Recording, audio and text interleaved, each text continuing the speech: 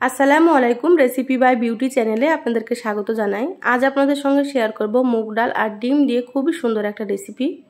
এই রেসিপিটা খুবই সুন্দর হয় খেতে। এই রেসিপিটা তৈরি করা খুবই সহজ, খেতে ভীষণ টেস্টি হয়।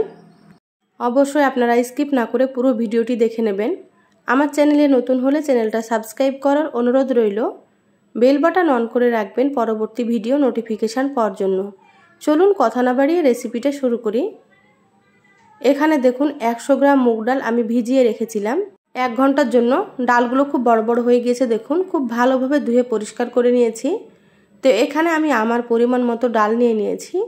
আপনারা কিন্তু আপনাদের পরিমাণ মতো এখানে মুগ ডাল নিয়ে নেবেন। খুব ভালোভাবে ধুয়ে তারপরে পানিটাকে ঝরিয়ে নিতে হবে। এবার আমি এখানে দিয়ে দিচ্ছি একটা ডিম।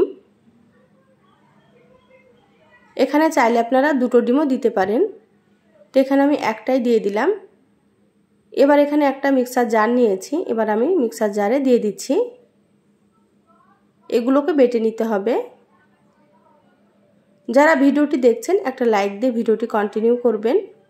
আপনাদের একটা লাইক পরবর্তী ভিডিও বানাতে আমাকে অনেক উৎসাহ জাগায়।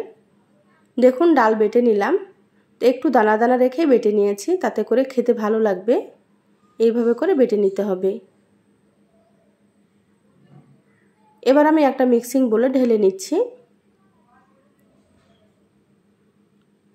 দিয়ে দিচ্ছি স্বাদ মতো লবণ। তো এখানে আমি হাফ চা চামচ লবণ দিয়ে দিলাম।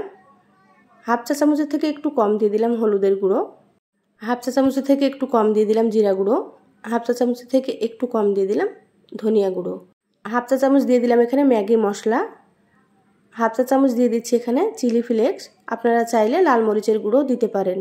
এখানে দেখুন বড় সাইজের দুটো পেঁয়াজ কুচি করে নিয়েছি। পেঁয়াজগুলো লম্বা লম্বা করে কুচি করে নিয়েছি। আর এখানে দিয়ে দিলাম 4টে কাঁচামরিচ কুচি। বেশ কিছুটা পরিমাণে দিয়ে দিলাম ধনিয়া পাতা কুচি। হাফ চা চামচ দিয়ে দিলাম আদা বাটা আর হাফ চা চামচ দিয়ে দিলাম রসুন বাটা। এবার এখানে দিয়ে দিচ্ছি চালের গুঁড়ো 3 চামচ। এখানে আপনারা চালের গুঁড়ো না থাকলে কর্নফ্লাওয়ার ব্যবহার করতে পারেন। এবার হাত দিয়ে খুব ভালোভাবে মেখে নেব। তো এখানে আপনারা কাঁচা মরিচ নিজেদের টেস্ট অনুযায়ী ব্যবহার করবেন, যেমন আপনারা ঝাল খেতে পছন্দ করেন। খুব ভালোভাবে চটকে মেখে নিতে হবে। দেখুন খুব ভালোভাবে মেখে নিচ্ছি। আমার চ্যানেলে আরও অনেক রেসিপি আছে, চাইলে আপনারা আমার রেসিপিগুলো দেখে আসতে পারেন। কিছু রেসিপির লিংক আমি আই বাটনে দিয়ে দেব, আপনারা সেখান থেকেও দেখে নিতে পারেন। দেখবেন ভালো লাগবে। এবার আমি এখানে দিয়ে দিচ্ছি সামান্য পরিমাণে বেকিং সোডা। খুব বেশি দেওয়া যাবে না, একেবারে সামান্য পরিমাণে দিয়ে দিতে হবে। খুব ভালোভাবে আবার আমি মেখে নিচ্ছি। দেখুন মেখে নেওয়া হয়ে গিয়েছে। এইভাবে মেখে নিতে হবে একটু আঠালো করে। এখানে চালের গুঁড়োর পরিমাণ আপনাদের কম বেশি লাগতে পারে, তো সেইভাবে আপনারা মেখে নেবেন। মাখা হয়ে গিয়েছে, এবার আমি সাইডে রেখে দিচ্ছি।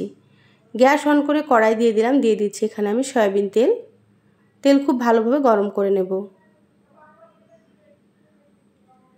তেল গরম হয়ে গিয়েছে, এবার আমি ছোট ছোট পাকোড়ার মতো করে দিয়ে দিচ্ছি।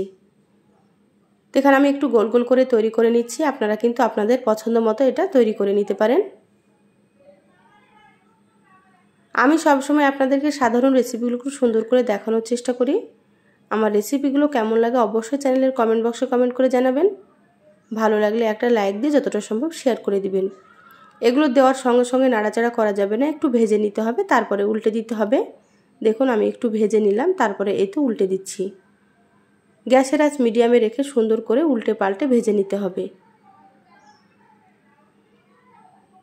একটু সময় নিয়ে ভাজতে হবে, তাতে করে খেতে অনেক বেশি ভালো লাগবে। দেখুন এগুলো সুন্দর কালার চলে এসেছে আর এগুলো ভাজাও হয়ে গিয়েছে। এবার আমি এগুলোকে তুলে নেব। তো এইভাবে করে আপনারা ভেজে নেবেন।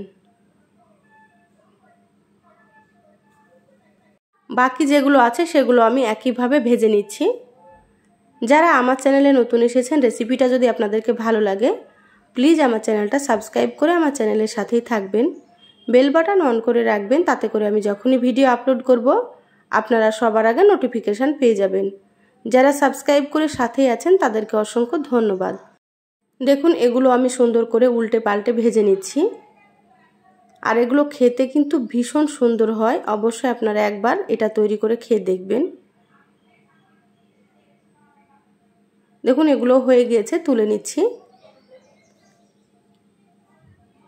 বাকি সবগুলো আমি ভেজে প্লেটে তুলে নিয়েছি। দেখুন 100 গ্রাম ডাল থেকে কিন্তু অনেকগুলো হয়েছে আর খেতে মাশাআল্লাহ খুবই সুন্দর হয়। এইভাবে আপনারা ডিম আর মুগ ডাল দিয়ে একবার পাকোড়া তৈরি করে খেয়ে দেখবেন। খেয়ে অবশ্যই আমাকে কমেন্ট করে জানাবেন আপনাদেরকে কেমন লেগেছে। তো এই সহজ রেসিপিটা কেমন লাগলো অবশ্যই চ্যানেলের কমেন্ট বক্সে কমেন্ট করে জানাবেন। ভালো লাগলে একটা লাইক দিয়ে যতটা সম্ভব শেয়ার করে দিবেন। এবার আমি আপনাদেরকে একটা পাকোড়া ভেঙে দেখাচ্ছি। পাকোড়াগুলো কতটা সুন্দর হয়েছে দেখুন। উপরটা কিন্তু অনেক মুচমুচে হয় আর ভেতরটা নরম, খেতে খুবই সুন্দর। সবাই ভালো থাকবেন, সুস্থ থাকবেন। ফিরে আসবো আবারও কোনো নতুন রেসিপি নিয়ে। ধন্যবাদ সবাইকে। আল্লাহ হাফেজ।